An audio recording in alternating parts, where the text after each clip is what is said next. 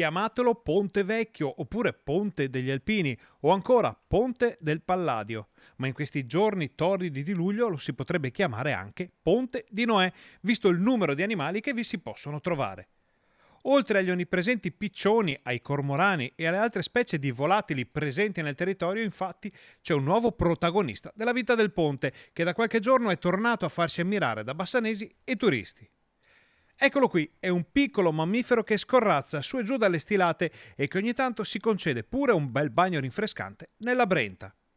Qualcuno aveva gridato alla lontra, altri parlavano di una banale nutria. Si tratta invece quasi certamente di un visone americano, specie che ormai è piuttosto diffusa su entrambe le sponde del fiume, anche a monte e a valle del centro abitato.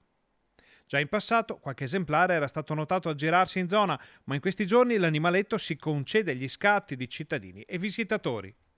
Non se ne abbiano a male però i ragni del Ponte Vecchio, le cui creazioni sono sempre nel cuore e negli occhi di chi visita il monumento nazionale o di chi lo utilizza per raggiungere il centro cittadino, a maggior ragione in questi giorni di Ponte Nuovo chiuso anche ai pedoni. Le grandi vele dei ragni del Brenta saranno eliminate, secondo il cronoprogramma dei lavori di pulizia, alla fine dell'estate o giù di lì. Per ora l'operazione di pulizia riguarda stilate, parti lignee e muratura del complesso monumentale. Ma tanto i locali e i foresti hanno qualcos'altro da guardare in questa torrida estate, il cui protagonista sarà il visone del Brenta.